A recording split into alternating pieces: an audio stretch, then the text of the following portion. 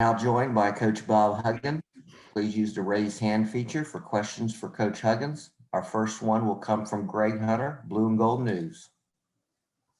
So Bob, I know Matt Park has a specific game he wants to ask you about from your senior year, but I just want your memories of Syracuse, maybe coaching against Boeheim all those times in the Big East. Anything special jump out to you?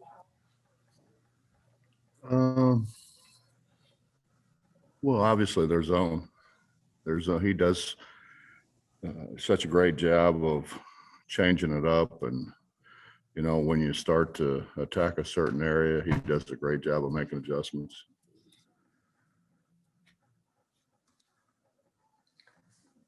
Mike Waters, Syracuse Post Standard. Hey, Coach. In Jim Boeheim's second game ever as the head coach at Syracuse, he lost a game to West Virginia, and you were a senior on that team. I was wondering if you recall anything about that game, and if that result has come up a few times over the years when you talk to Jim. Every time I see him, I bring it up. He doesn't want to talk about it. But yeah, that was a big comeback for us. We were down and made a big run at the end.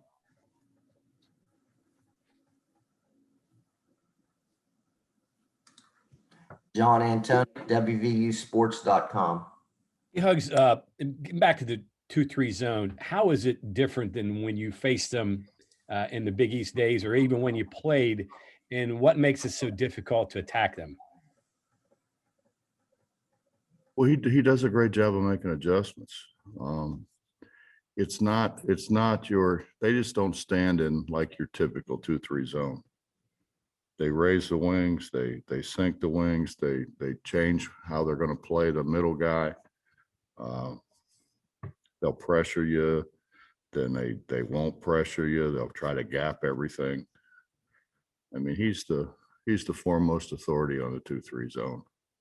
JB said before you got on here that when the ball enters the middle, it becomes like a matchup. Is that what they try to do, and do different things where the ball goes? Well, it's got a lot of man-to-man principles when the ball's in the middle of the floor, for sure. Yeah. And last thing on that, length is another issue with that, right? Particularly on the wings, try to force you out. Length and athleticism. They got a lot of guys on that back line that have a lot of bounce. Thanks. Matt Park, Syracuse Radio Network.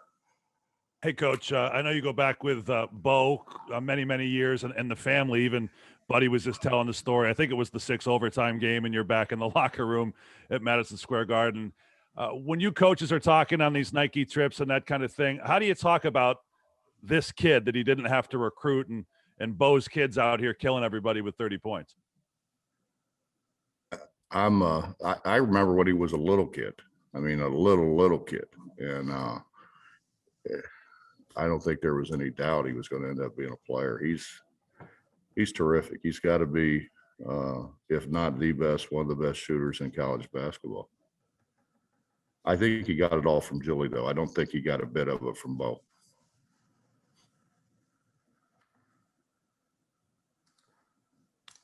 Greg Carey, Metro News.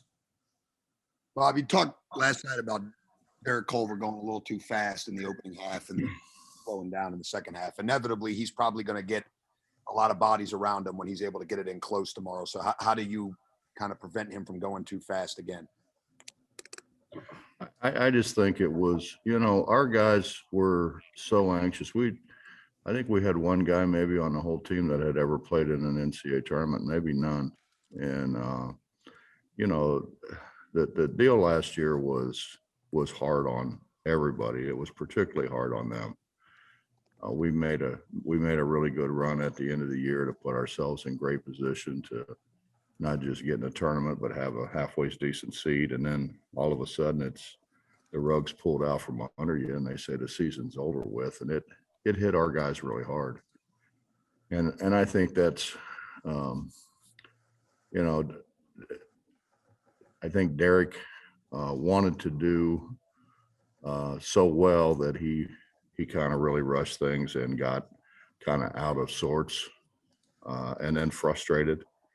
And I think the frustration kind of boiled over a little bit, but he's good to go. I think he got that's over with, out of the system, and I think he'll be ready to play. Greg Hunter, Blue and Gold News. So Bob, back to some Syracuse memories. Any particular game that jumps out to you coaching wise? Yeah, we won the game. Maurice got fouled. There was a timeout. Coach Gardner said, go to the line. I went to the line and the guy said, you're not the shooter. I said, yeah, I am. He goes, I don't know who is, but it wasn't a white guy. So Maurice stood up there and made 2 free throws and we won.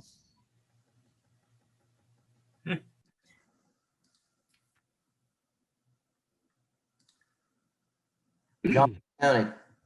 I got another one here about their defense. The shooting percentages, the opposing shooting percentages are low, but yet they're giving up about the same amount of points that you guys are this year.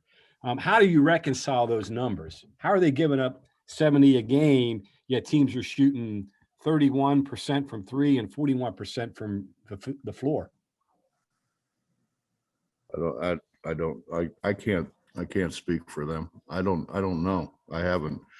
I mean, obviously, all through last night and this morning, I've been watching film, but I don't. That's a question that Bo would have to answer. I mean, I know why we give up so many points, but I couldn't even take a stab at what they're saying and what they feel.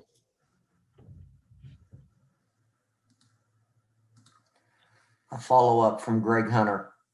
So Bob, just the short turnaround for a team that plays a somewhat unusual defense. I don't think you played a guy that plays zone as much as this. So how hard is the one-day turnaround in this situation?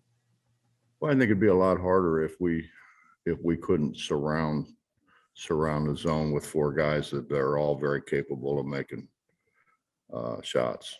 You know, I think that's. I think because we play 4 guys that can make shots for really the majority of the game, and then it helps Derek. It isolates Derek in there a little bit more, although we didn't get him isolated much the other night. But then again, we made shots from the perimeter, and you know, it's kind of pick your poison. Are you going to come out and extend it and try to keep those guys from making shots, or are you going to sag back in there and try to keep Derek from scoring in a low post? Justin Jackson, Morgantown Dominion Post. Hey, Coach. I thought it was kind of interesting, the format that the NCAA is using this year, in the terms that no team will play on the same court twice, I guess, maybe until the later rounds. But, I mean, obviously you guys played in the big, huge football stadium last night, and now you're moving to a different arena. Just kind of wondering what your thoughts are on that, you know, if it's even a big issue at all. No, it's kind of like Hoosiers, you know. You do take the old tape measure out there and say, yeah, it's still 10 feet. Let's measure the free throw line, make sure it's right, and then you go play. What did he say? I think it's exactly the same distance to the foul line, and the rim is exactly the same height as it was back in Hickory. Right. It's probably holds true for the practice facility in the Coliseum as well. Do you like that movie? Did I like it? Yeah. Yes, sir. Yeah. John Antoni. Along what Justin asked, are you going to get into the facility and get some shots up in the place you're going to play in tomorrow? No. So you'll see it the first time you get there. I believe it's the place we played at Gonzaga.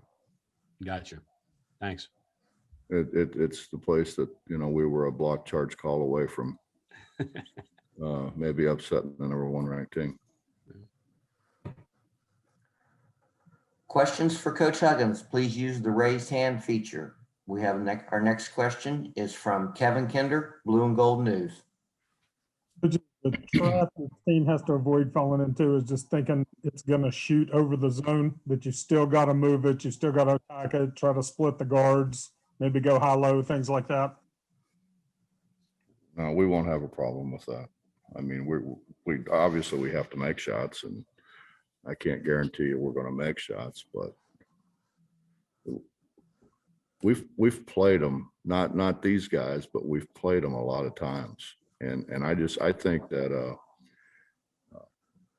coach has done a great job of changing things up. They're not like they used to be. They throw a lot more at you now than what they did back in the Big East days. Greg Carey, Metro News. Coach, one of their backup guards, Kadari Richmond, I think is one of the top steals rate players in the country. Does the zone change any with his length, particularly when he comes in and he's a lot taller than Gerard, their starting point guard? The length, I think, has an effect on everything. Be it man, be it zone. Easier to take away passing lanes. But, you know, I mean, hey, they're going to do what they do, and we're going to do what we do, and one of us is going to do it better than the other one.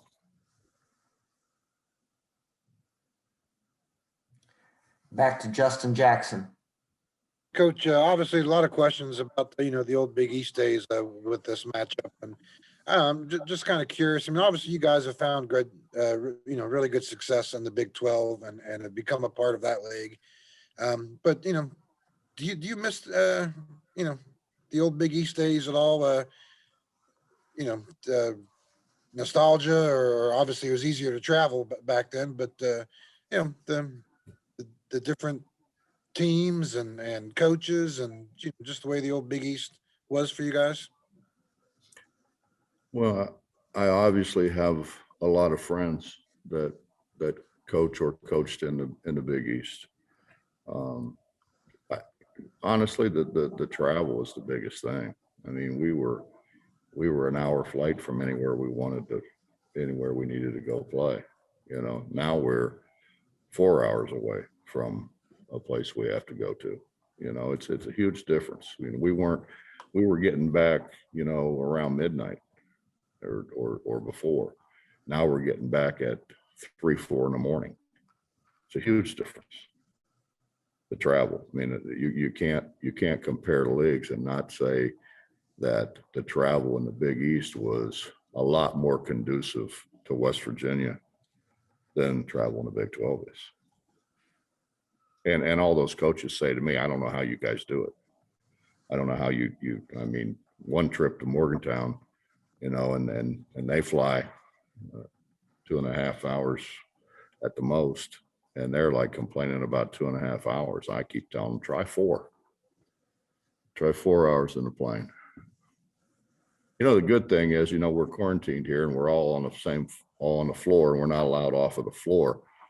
So, when our guys say anything, I just tell them, would you rather be on a plane for 4 hours? And they all shut up. So